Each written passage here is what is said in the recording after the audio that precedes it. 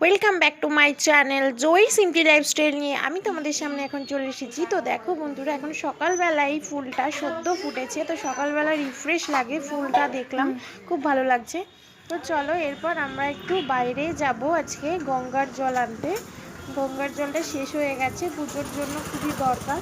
তো তার জন্য আমি যাচ্ছি আমাদের ছোটোবেলার যে স্কুল, সেই স্কুলের সামনে দিয়েই এখন যাচ্ছি। তো দেখো, তো বন্ধুরা দেখো, এই যে স্কুলের সেই সামনের রাস্তা, ছোটোবেলায় বাবার সঙ্গে এই রাস্তা দিয়ে প্রায় রোজ দিনই স্কুলে যেতাম। একদম বাচ্চাবেলায় আমি এই স্কুলে পড়তাম, এটা গার্লস স্কুল।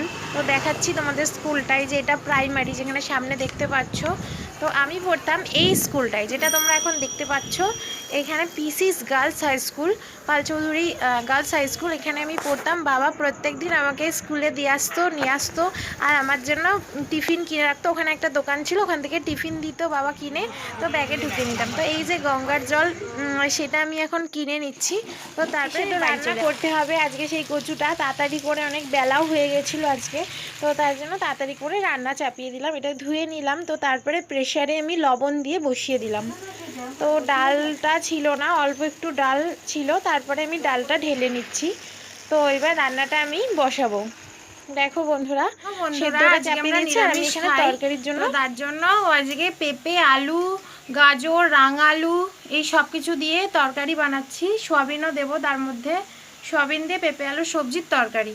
তো প্রথমে জিরে ফোড়ন, লঙ্কা ফোড়ন দিয়ে সবজিগুলো দিলাম। তো এরপর 1 চামচ হলুদ দিয়ে নিলাম, আর পরিমাণ মতো লবণ দিয়ে এটা সেদ্ধ হতে দেবো।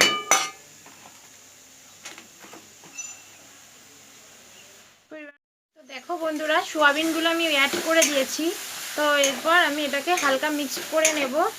তো তার মধ্যে আমি 1 টিস্পুন জিরের গুঁড়ো দিয়ে দেবো, আর একটু ধনের গুঁড়ো দিয়ে দেবো, ব্যাস। তো এটাকে আমি ঢাকা দিয়ে হতে দেবো, একটু সেদ্ধ হোক, সবজিগুলো কষুক, তারপরে আমি জল অ্যাড করবো। দেখো বন্ধুরা, যেটুকুনি আমার জলের অ্যাড করা দরকার আমি অ্যাড করে দিয়েছি। তো এটা একটু ফুটবে, তারপরে লাস্টে গরম মশলা দিয়ে এটাকে নামাবো। তো চলো এটা হতে থাক। সবকটা সবজি খুব ভালোভাবে সেদ্ধ হয়ে গেছে, সোয়াবিনটাও মিশে গেছে। তো আমি একটু হালকা করে গরম মশলা দিয়ে দিচ্ছি ওপর থেকে, ব্যাস। তো এবার আমি নামিয়ে নেব,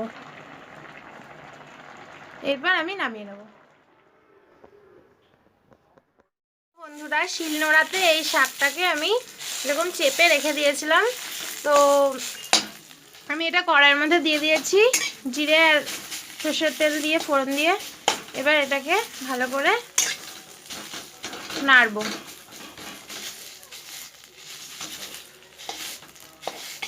সমস্ত জলটা চিপে নিয়েছি, ঠিক আছে। এর মধ্যে এবার পরিমাণ মতো লবণ, বন্ধুরা এর মধ্যে আমি লবণ দেবো। সেদ্ধ করার সময় আমি লবণ দিয়েছিলাম, তাই আমি বেশি লবণ দিলাম না, হালকা লবণ দিলাম। তো এটা ভালো করে আমি এভাবে কড়াইয়ের মধ্যে দিয়ে নাড়ব।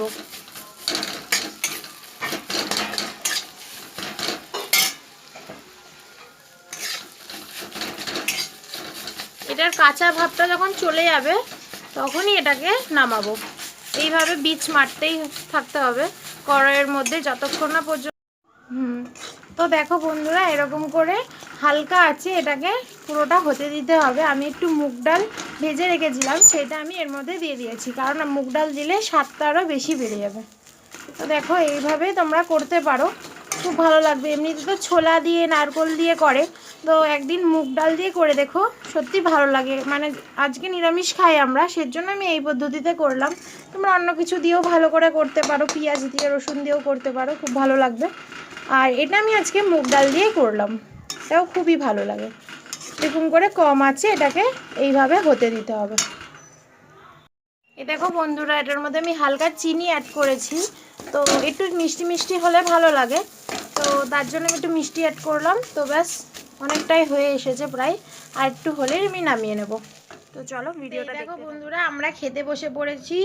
এখানে রয়েছে সোয়াবিন, এখানে রয়েছে কচুর শাক, এখানে রয়েছে বাঁধাকপি, আর মা তো খাচ্ছে, এই যে। তো চলো তাহলে আমরা খেয়ে নিই, তারপরে কথা হচ্ছে। তো বন্ধুরা, নিরামিষ দিনে এরকম কচুর শাক তোমরা খেতেই পারো। ডাল দিয়ে করা হয়েছে, এটা সত্যি অসাধারণ। আজকের ভিডিওটা বন্ধুরা এখানেই শেষ করলাম। ভালো লাগলে লাইক